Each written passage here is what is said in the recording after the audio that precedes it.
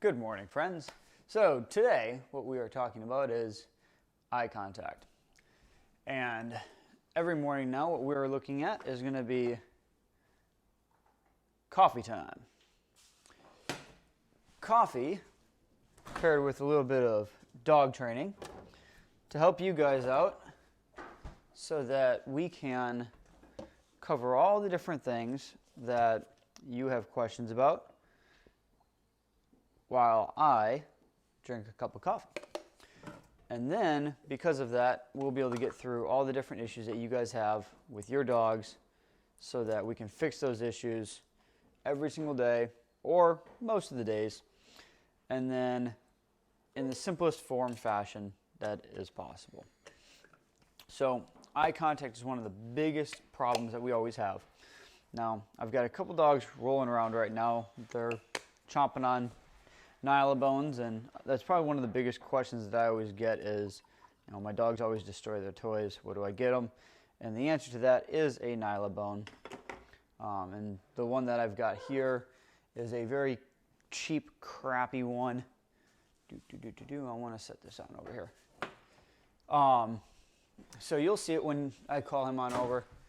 Axe, come. And he may or may not. He's going to bring it to me. So he'll come on over. He'll give it to me. But I'll bring this on over to you guys so you guys can see it.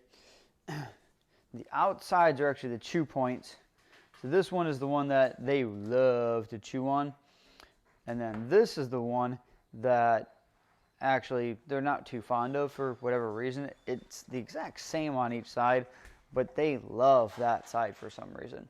And the centerpiece is just, it's a textured strip, and they didn't like that, so they decided they were just going to take it off. So we had to pull that piece entirely off. But down. Thank you.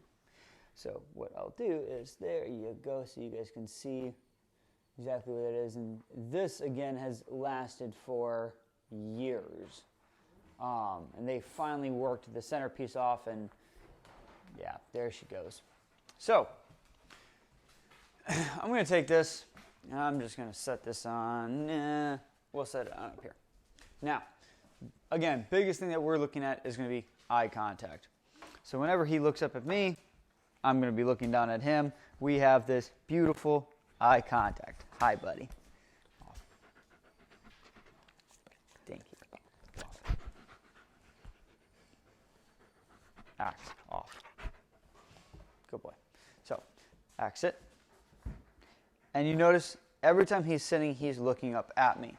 Now, we work on our position, but he's going to be looking up at me. Axe stand. Return. So he's going to come back to position. He's going to look up at me. Okay?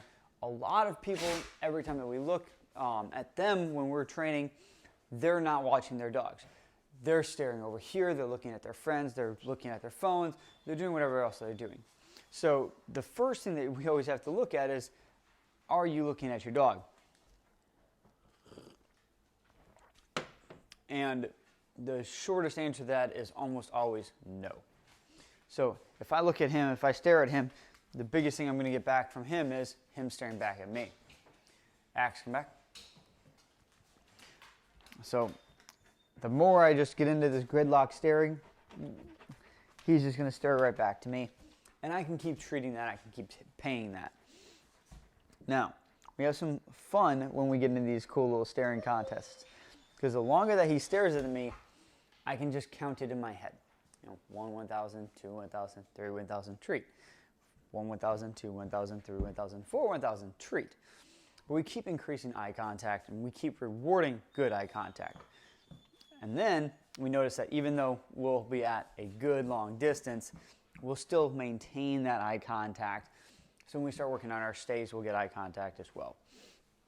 Pros of good eye contact. If he's focused on me, he's not focused on anything else that's going on around him, especially when we're training and we're working on obedience. Around the house when we're playing, eye contact is what it is. I call him, we got eye contact. If I'm not really calling him, he's doing whatever he wants to do. He's messing around, he's playing, and that's okay. But as soon as I get a hold of him, I got that direct eye contact again.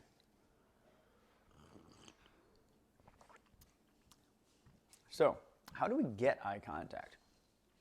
When we get eye contact, getting eye contact is something as easily as using a reward. Now, a reward can be anything that they want. So, right here, I've got a treat because he loves treats. So, if I want to take a treat and I want to drive eye contact from wherever it is to me, I don't just want to start here and I want to get eye contact here. I want to drive eye contact from a distance. I want to drive it from an angle. I want to drive it from whatever it is that he's paying attention to. I want to bring that up to me. So if his eye contact's on the floor, I'll bring eye contact from the floor on up to me, and then I'll give him the treat right there. So driving just eye contact, I don't need to give a command for it. All right? I just want to get eye contact. I just want you looking at me. So I don't necessarily need to give it a command. I can give it a command. What's our command sets? You know, if I teach you to look at me when I give you a command, that command would be his name. So I would say then, ax, and I would give him his command when he gives me eye contact. And that's actually how we train a dog, their name. We'll have a whole nother segment on just name teaching. But looking at just eye contact, notice how he's staring right at my eyes. Boom, that works great. Nope, leave it. And he did not leave it. Bad dog. But bringing the eye contact, I can bring him down, I can bring him around. As long as he'll trace that treat, where do I want to end up? With eye contact. Now you can notice how close I am when I'm doing this. If I'm close up to him when I'm getting my eye contact, then I'm going to be working better off. There's less variables, there's less distraction, and I know that he understands that I'm getting perfect eye-to-eye contact every single time that I do this. I know, yes, you're a goofball. So, when it comes down to teaching your dog how to look at you, how to get that perfect eye contact, you want to get a motivator, whether it's a toy, whether it's a treat, whether it's another person. It doesn't matter what it is. If your dog's a jumper, you can use jumping to get eye contact. It's not that hard to do. So, anything that your dog wants from you, you can utilize to get eye contact with. And then, once you get that eye contact, maintain eye contact. Yeah. And we keep eye contact going. And that's good boy. And we're off. Here's your good boy. Yes. Good boy. Good. So, when we start looking at how to maintain eye contact, then it's just extending that duration of eye contact. And we want to do it, my little treat cup here. Always keep treats on you at all times. If you don't have them on you, have treats stationed throughout the house. So here, if I want to work from a distance, what I'm going to do is my eye contact, I'll hold it at my nose. I'll make sure that he stays there staring at my nose. And I'll count my time, 1, 1,000, 2, 1,000, 3, 1,000. Never count out loud, by the way, guys. Dogs will learn how to count very quickly. And then I'll go right back to him. So it's going to go his nose, my nose, time, his mouth. Okay? Nose, nose, mouth. Now, when I reward, this is very, very important as well.